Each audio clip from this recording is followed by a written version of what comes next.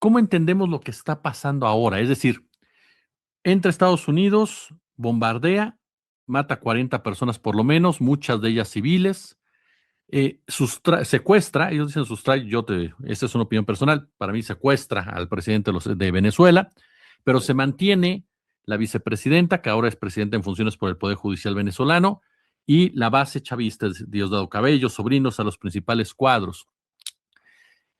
¿Cómo entendemos a Rusia y China, que en un momento dado podrían verse muy afectados, como algo que tú nos explicabas en otras charlas por el tema del petróleo, particularmente China con Venezuela, la moneda con la que se compra, y un Marco Rubio que hoy en la mañana sigue dando entrevistas para tratar de justificar la postura que tiene un 45% de rechazo, si no mal recuerdo, según las encuestas del pueblo norteamericano, y un Marco Rubio que dice: María Corina Machado no va, me cae muy bien, pero no va, así de sencillo, reiterando lo que Trump había dicho en un principio, señalando: no es una cuestión que nos falte el petróleo, es una cuestión que no queremos que el petróleo esté en otro lado.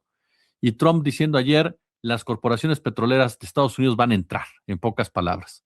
Pero ahí está el mismo grupo chavista. ¿Cómo entendemos todo esto de repente?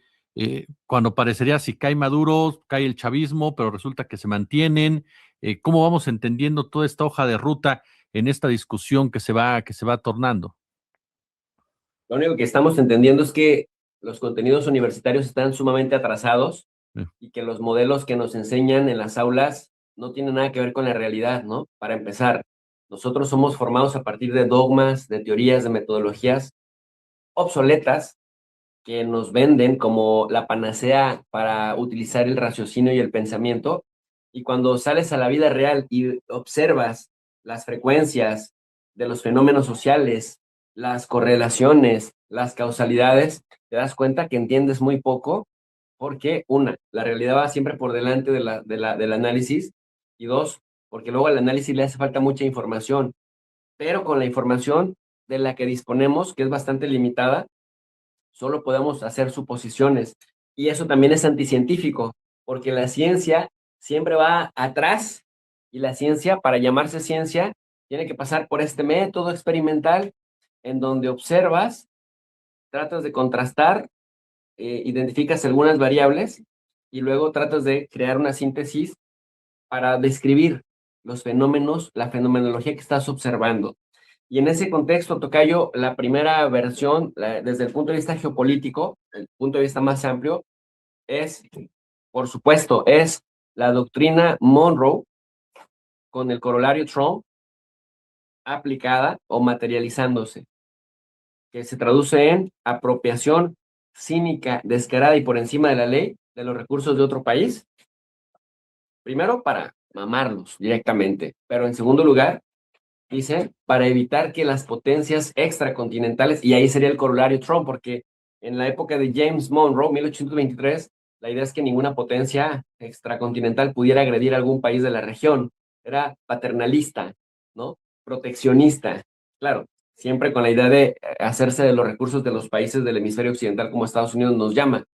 Pero ahora es, como resulta que reciben los países del continente mejor trato y más respeto de países extracontinentales, como son Rusia, China o Irán, entonces hay que alejar, y esto lo decía Marco Rubio precisamente en esta entrevista que citas, decía que otros países no puedan tener acceso a los recursos petroleros de Venezuela para que los dejen de usar en nuestra contra, cuando en realidad el único que utiliza recursos en contra del resto del mundo es Estados Unidos. Pero acá viene un punto importante. ¿Hasta dónde? Porque también en la geopolítica clásica estaban los escenarios, las panregiones de Haushofer.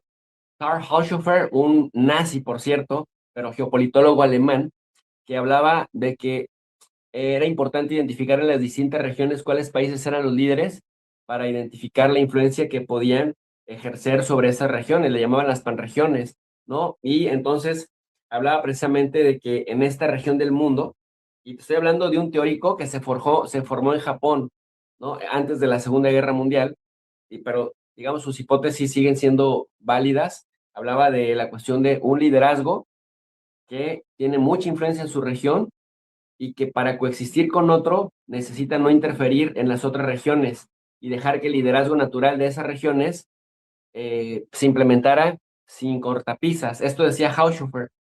Bueno, las guerras finalmente detonan por Estados Unidos queriendo intervenir en el Golfo Pérsico, por meterse a las áreas de influencia de otras potencias.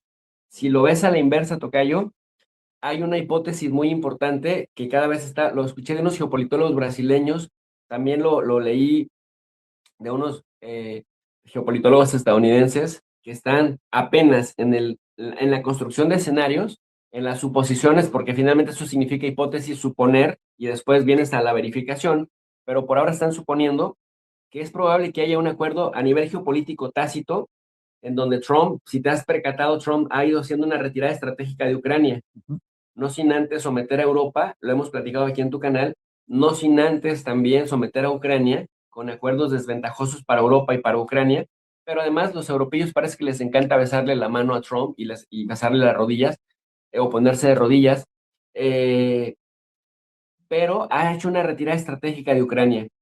Dejó de tener esa política paternalista de Joe Biden que casi enfrenta a Estados Unidos con Rusia. Y ahora es, ¿quieres armas? Te las vendo, pero para vendértelas te tengo que poner un montón de condiciones. Y eso hasta cierto punto le ha dado mucha ventaja a Rusia para que Rusia pueda avanzar, por ejemplo, pueda recuperar todo Kursk, para que Rusia pueda finalmente poner de rodillas a Pokrovsk, a Kupiansk, está cerca de Zaporoye, y Putin confiado ha dicho, de todas formas, por la diplomacia o por las armas, pero vamos a cumplir todos los objetivos políticos y entre ellos la desnazificación de Ucrania, que significaría la eliminación física del gobierno de Zelensky. Al momento de que Trump se retire estratégicamente, tocayo, pues Rusia tiene cierta ventaja. Y luego, si en China Trump acuerda con los chinos el ir sistemáticamente soltando a Taiwán, porque te acuerdas que de los primeros mensajes o declaraciones potentes que hizo Trump fue decir a Taiwán, si quieres protección de Estados Unidos tienes que pagar por ella. Bueno, pues hace poco se acaba de aprobar un paquete de 11.100 millones de dólares de armas vendidas a Taiwán. Todavía no se ejecuta, pero ya se aprobó, en donde se le venderían HIMARS, sistemas HIMARS, y se le venderían también misiles ATACMS que tienen unos 300 kilómetros de alcance. Esto a China lo enfureció y China le puso sanciones brutales a Estados Unidos, que ahora, al calor de lo dicharachero que es Trump, casi todavía no se sienten, pero el impacto es importante porque en algo que Estados Unidos es vulnerable frente a China, tocayo, es en 4 o 5 minerales de tierras raras, que es un campo en donde Trump no compite ni de cerca con China, pero si el Pentágono necesita minerales para sofisticar y actualizar sus sistemas de telecomunicaciones, estos sistemas que les permiten dejar enormes regiones del mundo sin señal satelital, sin telecomunicaciones, sin luz, etcétera, etcétera, casi de manera automática, es tecnología china. Entonces, cuando los chinos han sancionado ahí, es donde Trump dobla la rodilla y hace retiradas estratégicas. China tiene, digamos, ese punto que hace vulnerable a Estados Unidos. Y entonces la teorización es que probablemente los chinos, por más que le peguen a la mesa, probablemente el acuerdo al que llegan es, pues no nos metemos en Venezuela, pero no te metes en Taiwán. Hablando de las panregiones de Haushofer. Rusia dice, ok, pues si sueltas Ucrania, yo suelto Venezuela. Y como de cualquier forma, los rusos aprendieron en Siria que no importa cuánto detestaran a Golani, que tú sabes que apenas hace 10 años era buscado y era solicitado por Estados Unidos, se ofrecía 10 millones por su captura, porque fue visto pateando unas cabezas de cristianos que cortaron en algunas zonas controladas por ellos. Bueno, pues ahora es el presidente y Putin dijo, yo soy estadista, me interesa tener Tartus y Latakia, presencia militar y aeroportuaria y barcos allí en esta región. Me lo garantizaba Lázaro, pero si me lo garantiza Golani también, aunque ellos son antítesis y también es nuestra antítesis ideológica, pues finalmente yo lo que necesito aquí es el negocio.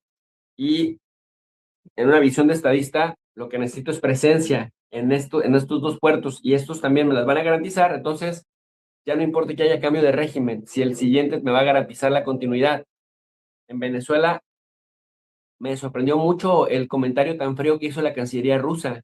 Sí, fue decir, bueno, condenamos los hostil, etcétera, etcétera, pero vamos a acompañar al nuevo rumbo del gobierno bolivariano o al nuevo rumbo bolivariano que tome Venezuela, o el nuevo rumbo de gobierno que tome Venezuela, con lo cual se presta para decir, van a apoyar si llega Corina Machado, van a apoyar si llega Edmundo González, y me parece que la respuesta a la luz de lo que pasó en Siria es, si Corina Machado y Edmundo González le garantizan continuar con su presencia, se olvidan de Maduro y se olvidan del chavismo. Frío y calculadoramente. Claro. Y nuevamente volviendo al tema de las panregiones es reconociendo que es un área de influencia directa de Estados Unidos y que tendría la ventaja competitiva en un plano militar, pues por la capacidad logística que tiene en la región, como precisamente también China tiene la ventaja logística en torno a Taiwán y como Rusia tiene la superventaja logística en torno a Ucrania. Eso en el plano geopolítico. En el plano nacional empiezan a haber también bastantes suposiciones, aunque ahora este 4 de enero del 2026, Donald Trump hace dudar, pero cada vez está sonando más la hipótesis de que Maduro fue entregado por el propio chavismo. Están dos escenarios. Maduro se entrega como héroe, como lo hizo Chávez en el 4F para evitar una mega masacre y que Venezuela se convirtiera en Libia o Venezuela se convirtiera en Siria, es decir, que retrocediera tremendamente y que fuera muy violento, digamos, su caída, que finalmente de todas formas se traduciría en su caída y descabezarían a buena parte de la cúpula militar que a la larga permitirían que llegara otro gobierno como pasó en Siria.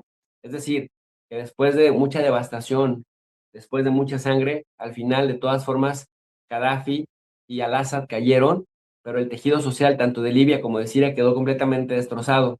Maduro, consciente de esto, dice, vamos a dar pelea hasta donde tope, le vamos a generar daños a Estados Unidos, pero el precio a pagar va a ser la eliminación de la cúpula chavista, la eliminación de todos los mandos medios leales a Chávez y de toda esa cúpula académica e intelectual que va a ser exterminada si ofrecemos resistencia, tal como pasó en Libia y en Siria, y que después llega un gobierno que no tiene nada que ver, ningún compromiso ideológico, vamos a decirlo así, ni con Chávez, ni con Corina Machado, pero que no se sabe hacia dónde viraría.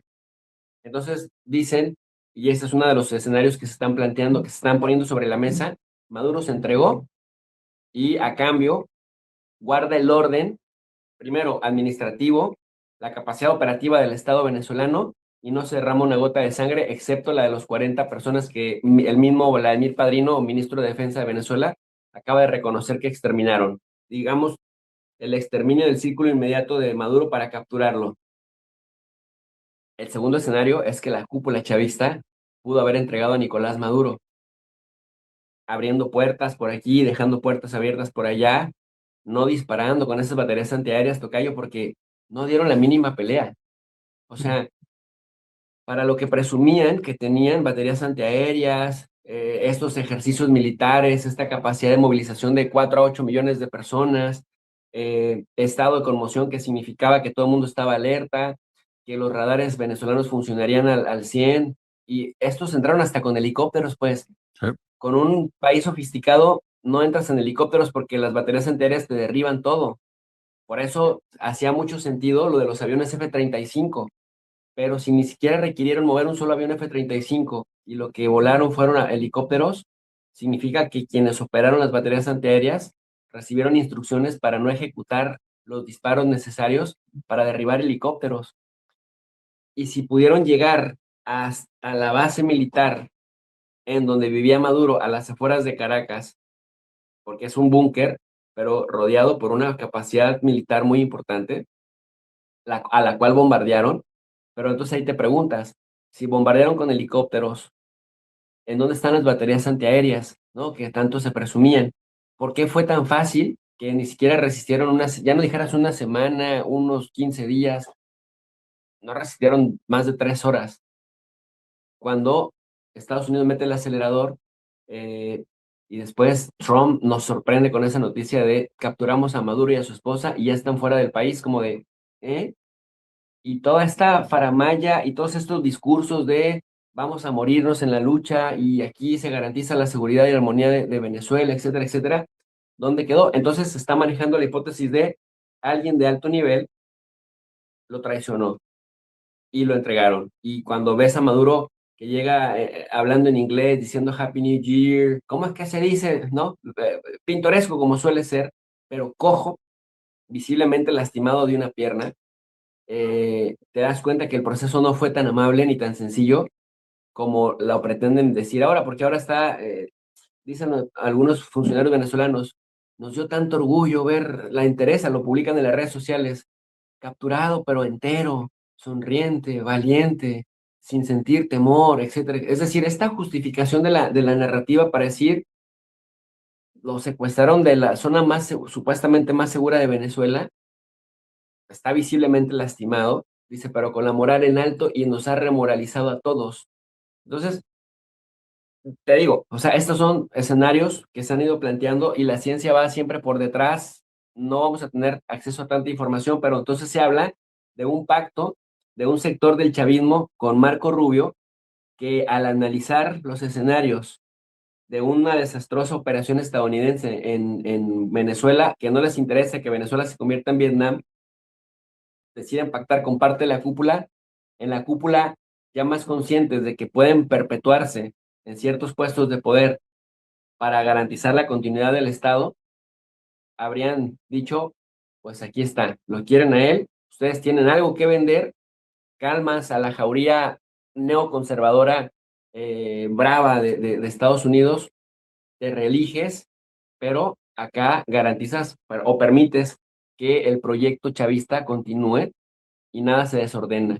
Por ahí van los tiros, tocayo, tanto en el plano geopolítico de las panregiones, en el caso de Rusia y de China, sí, y en el plano regional, local, lo que explicaría por qué Maduro terminó en Nueva York. Y aquí la pregunta es, ¿no? En caso de que se comprobara que hubo una traición del alto mando militar, tampoco cuaja la idea porque Vladimir Padrino también está en la lista de los más buscados y Diosdado Cabello también está en esa lista de buscados. Hay analistas que apuntan hacia la vicepresidenta Delcy Rodríguez y su hermano Jorge Rodríguez, el presidente de la Asamblea, pero hasta este momento ambos se han mostrado muy leales al proyecto chavista, pero hay quienes dicen que desde adentro lo socavan. Pero, repito, son suposiciones. Lo cierto es que Estados Unidos por muchos años ha ofrecido recompensas millonarias. Entonces, si alguien traicionó, porque yo de verdad, créeme, revisando las capacidades materiales y militares de Venezuela, no concibo cómo fue tan fácil que entraran, salieran, no hubiera una sola baja del ejército de Estados Unidos, sí 40 bajas de Venezuela, y luego en cuestión de 2 horas ya están en un portaaviones, y del portaaviones, pues en un avión hacia Nueva York. Pero esto, bueno, ya lo iremos sabiendo conforme se vaya revelando más información, Jesús. Oye, Tocayo, tengo unos 5 minutos, pero no puedo dejar de preguntarte. El caso México. Hay una constante reacción de congresistas republicanos, particularmente cuestionando la reacción de la presidenta Claudia Sheinbaum, ¿no? Que condena esta intervención, este ataque. ¿Y qué esperamos con México? Sabemos que en México hay un tema económico comercial que no le permite a Estados Unidos hacer lo que quiera a pesar de esta simetría, pero ¿qué podemos esperar ya en este mundo que ya no sabemos realmente si eso le importa o no le importa en un momento dado a estos grupos? ¿Qué esperamos de la situación de México con Estados Unidos después de esta situación? Mira, en breve, y porque solo tiene 5 minutos, en breve, del éxito de la operación y guerra psicológica estadounidense en Venezuela y de la poca resistencia que ofreció el chavismo para proteger a su presidente, esa es la realidad. Podrá haber las interpretaciones y los escenarios que sea, pero se lo llevaron en 2 horas. Dependía mucho también la capacidad de disuasión de Estados Unidos hacia otros gobiernos en la región. Ahora estos congresistas, sobre todo los que se conocen como la gusanera cubana de la Florida, Díaz Balart, Carlos Jiménez, Elvira Salazar, Marco Rubio, todos ellos encabezados por Marco Rubio, antes senador, ahora secretario de Estado, ahora están apuntando abiertamente hacia Cuba y hacia Nicaragua, en donde también tienen un lobby muy potente de nicaragüenses exiliados en la Florida y de cubanos. Bueno, el lobby cubano es histórico, ¿no? En la Florida. Ellos apuntan directamente a Cuba y a Nicaragua, porque en términos de logística y de impacto migratorio es en donde menos tienen problemas. Pero del éxito que tuvieran en Venezuela, era un termómetro para disuadir con eficiencia y con eficacia a los demás países en la región. Entonces, amenazas cantadas o tiros cantados hacia Nicaragua y hacia Cuba ya están sobre la mesa y lo están socializando cada vez con más fuerza. Y hay una simetría material muy importante frente a los dos. Y en el caso de Nicaragua me parece que peligra bastante por esta idea que todavía está en proceso de materializarse, pero este canal que le competiría al canal de Panamá con financiamiento chino. Y si algo está diciendo hoy en día la cúpula trompista es, vamos a sacar a China del continente, así como sacamos a Rusia de Europa, vamos a sacar a China del continente. Eso por un lado. Pero, por ejemplo, con México ya viene la renegociación del Telecán y Trump es un ventajoso para los negocios. Trump primero pega, primero golpea, después amenaza, o sea, lo hace un poco al revés, después amenaza y después llega a cumplir sus objetivos. Entonces, el hecho de decir, si no quieres que te pase lo que a Nicolás Maduro, así como se utilizó Venezuela para generar terrorismo electoral y decirle a las masas, si gana fulano, gana X partido, nos vamos a convertir en Venezuela, en el castrochavismo venezolano, pues ahora a nivel de gobiernos, Estados Unidos va a tener una manga muy ancha y muy grande para decirle al gobierno mexicano, si no quieres terminar como terminó Maduro, y esto se lo van a poder replicar también a Colombia, se lo van a poder aplicar también a Brasil, no digamos cuando venga otro gobierno progresista en Bolivia o en Perú, en donde ya está la derecha nuevamente instalada. Así que creo que va a ser un factor de disuasión que cambia la idea que se tenía de Trump, del taco, el Trump always chicken south, Trump siempre se echa para atrás, como también lo decía John Bolton en este libro, que casi lo ponen con un pie en la cárcel, pues ahora el mensaje de Trump es, no soy ningún taco, lo que digo lo cumpla, y ahora se llama FAFO. FAFO son las siglas, tocayo, de lo que se conoce como fucking around and find out. El que juega se quema, o el que sí, el que juega con fuego se quema. Es fucking around and find out. Y entonces FAFO. Entonces ahora Trump, la Casa Blanca, tocayo, de verdad, pareciera que la maneja la cuenta oficial un buleador de 16 años. Así ponen una imagen de Trump acá, como el doctor Wagner Jr., después de ganar un campeonato en la Arena México acá, y luego ponen FAFO. Si juegas con Trump, te quemas. El presidente siempre cumple lo que promete. Es decir, construir esa idea de, miren qué seguros estamos ahora con el presidente. Maga, usted, yo sé que la promesa era el Make America Great Again, America First, pero teníamos que eliminar las amenazas externas para que sigan confiando en su presidente. Esto en aras de revertir, pues, la percepción que se tiene, porque YouGov, Ipsos y Gallup dicen que Trump está en caída libre en estos momentos, tiene 36% de aprobación, pero mira, la capacidad propagandística que tiene Estados Unidos es única y estos son capaces de revertir ciertas tendencias si dan golpes espectaculares y sensacionalistas. Y si como lograron hacerlo en Venezuela, aunque para ello tengan que mantener al gobierno chavista intacto, pero poder presumir a Maduro como trofeo sin la migración que terminaría de venezolanos en Estados Unidos, bueno, pues qué mejor. Algo así como de todo superficial, todo por encima, pero ya le sirve para mejorar su popularidad frente a su audiencia hacia México, hacia Colombia, hacia Brasil. Le sirve como una herramienta de disuasión para que su guerra psicológica funcione y poder negociar términos y condiciones muy ventajosos para Estados Unidos y para Cuba y Nicaragua, pues también decirle a la cúpula militar de estos países, entreguen a sus líderes y ustedes seguirán garantizando su supervivencia, incluso su permanencia en cargos de poder, tocayo. Por ahí va mi lectura un poco a la luz de lo que tenemos ahora, hasta este momento disponible de información.